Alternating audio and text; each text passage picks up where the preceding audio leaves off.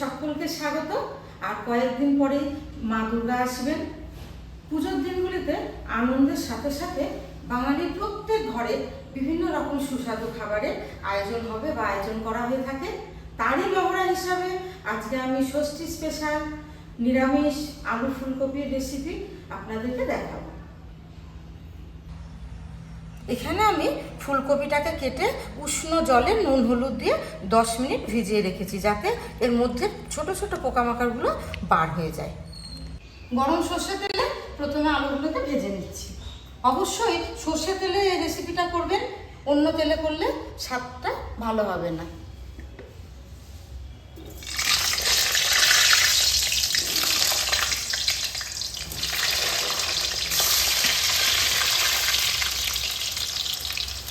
হলুদ দিয়ে দিচ্ছি হাফ চামচ লবণ দিয়ে আলুটাকে ভালোভাবে ভেজে নেব। আলুটা ভাজা হয়ে গেছে, ঠিক এইভাবে ভাজবেন বন্ধুরা। তুলে নেব আলুটা। ফুলকপিগুলোকে ভেজে নেব।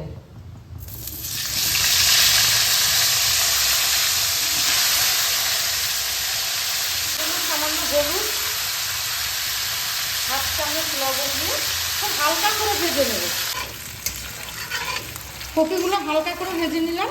এবার হালকা করে ভাজলে পরে কপির ফ্লেভারটা পুরো পাওয়া যাবে।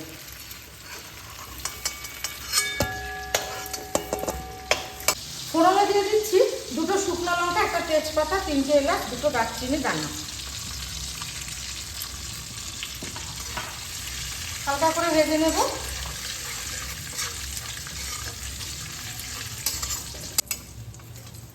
মশলাগুলো থেকে খুব সুন্দর একটা গন্ধ পাচ্ছি।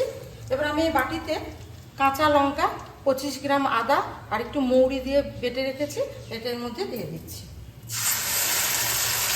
কাঁচা লঙ্কা আদার সঙ্গে আমি যে মৌরি বাটা দিয়েছি, এই মৌরি বাটা তরকারিতে দিলে পরে খুব সুন্দর একটা গন্ধ হয় তরকারিতে। এবার আমি কাঁচা লঙ্কা আর আদা কাঁচা গন্ধ কাটানোর জন্য কিছুক্ষণ এটাকে কষাতে থাকবো।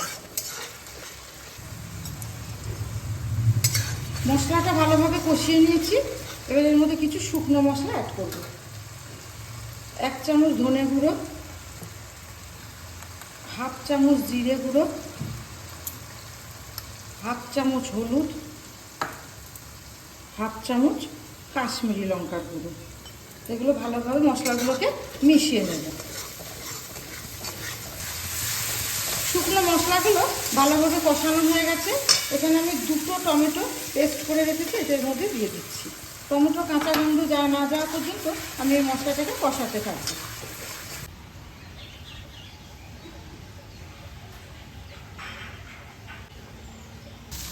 মশলা থেকে তেল ছেড়ে গেছে।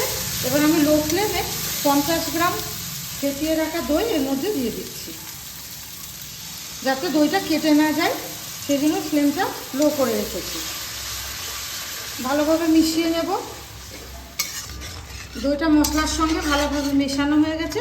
এবার এই ভেজে রাখা আলুগুলো এই মশলার মধ্যে দিয়ে দিচ্ছি আর দিয়ে দেবো স্বাদ মতো লবণ।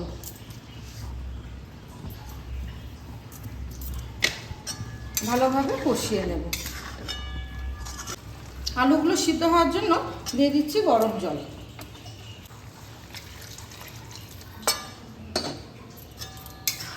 ঢাকনা চাপা দিয়ে 5 থেকে 7 মিনিটে আলুটাকে আমি সিদ্ধ করে নেব।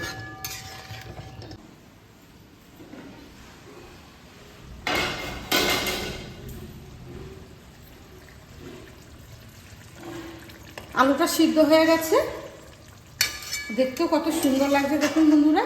এবার আমি এখানে যে ভেজে রাখা ফুলকপিগুলো এর মধ্যে দিয়ে দেব।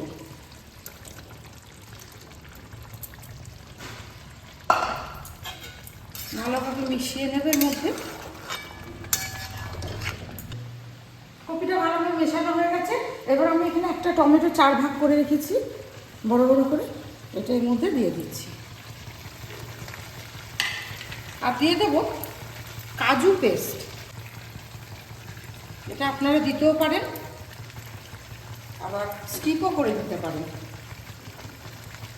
কিন্তু দিলে পরে একদম রেস্টুরেন্টের মতো স্বাদ হবে। যে উষ্ণ জলটা আছে এটা এবার আমি এর মধ্যে দিয়ে 3 মিনিট কুক করে নেব।